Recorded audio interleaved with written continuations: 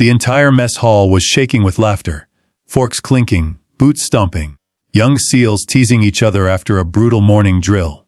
When the door creaked open, an old man stepped inside. He didn't belong there. His jacket was faded, his shoulders narrow, his steps slow and uneven. But his eyes carried something the room didn't understand yet. A cocky SEAL leaned back in his chair and shouted across the tables, "Hey, old-timer! What was your rank back in the Stone Age?" The hall erupted in laughter. The old man stopped, looked up, and with a voice soft enough to quiet even the loudest noise, he said something that turned that entire room to stone. Boots stopped moving. Laughter died in throats. Trays froze mid-air, because in that single sentence, every CL in the room realized they were standing in the presence of someone they had only read about in classified files. Someone whose story was never meant to be spoken aloud. And yet today, in this ordinary mess hall, that story was finally about to be told. The morning had been unforgiving. The recruits had been pushed through cold water conditioning, sandbag runs and breath-hold drills until their muscles burned. By lunchtime, the mess hall was their sanctuary, a place to laugh, tease, forget pain for a moment. Lieutenant Mason Hale, sharp-jawed and built like a statue, was leading the pack of laughter. Beside him, Petty Officer Rivera, the only woman at their table, was mid-story, imitating a drill instructor's booming voice and causing the entire table to howl. That was when the old man walked in. He didn't move like a visitor.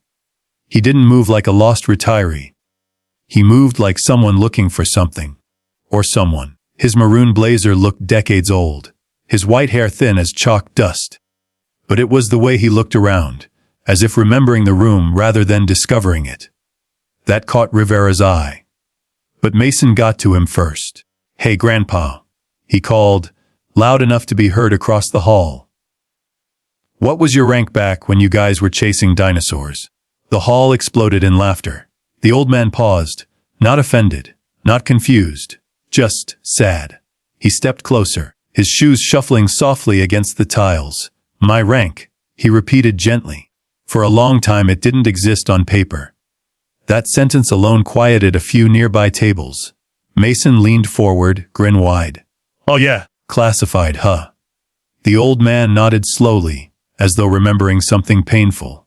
"My unit didn't have patches. We didn't have uniforms.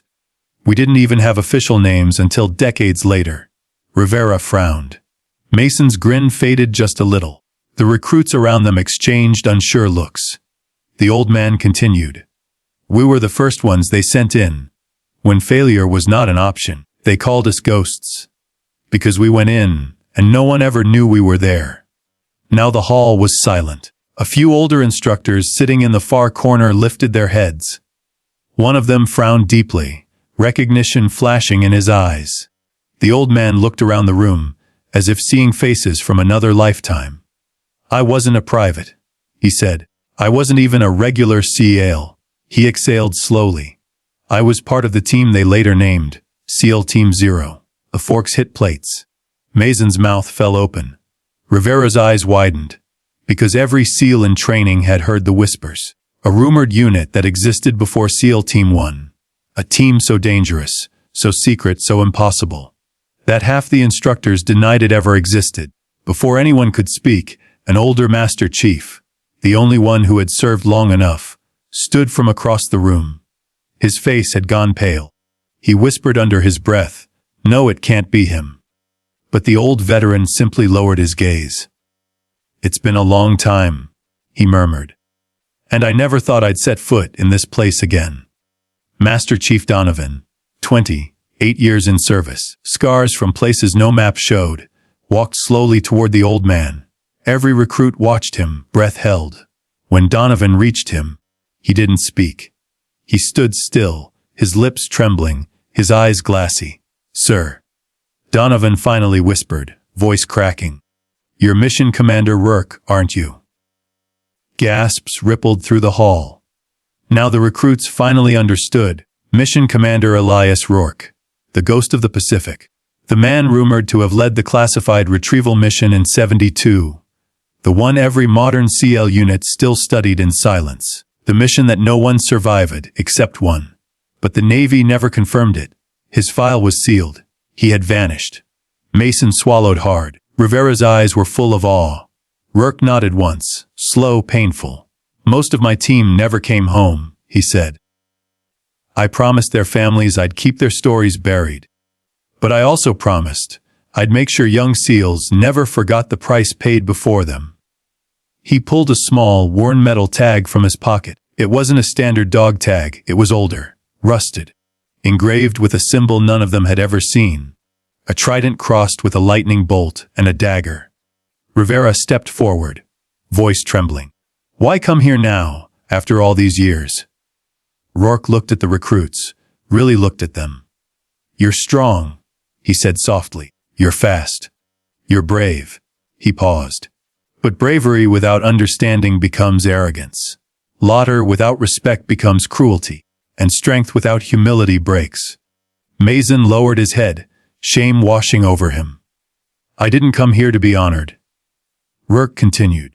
I came to see if the next generation remembers why our teams exist. Not for glory, not for rank, but for the man standing next to you. The mess hall was silent enough to hear a heartbeat. Master Chief Donovan snapped to attention and saluted, sharp, trembling. Every recruit followed. 100 boots struck the ground. 100 hands rose to their brows. 100 eyes stared at the old man with newfound reverence. Commander Rourke blinked back tears. I'm no hero, he whispered. I just survived long enough to tell the story. Mason stepped forward, voice steady. Sir, we're honored you're here. And I'm sorry. Rourke placed a hand on his shoulder. Good, he said. Because the world doesn't need perfect warriors. It needs warriors willing to learn.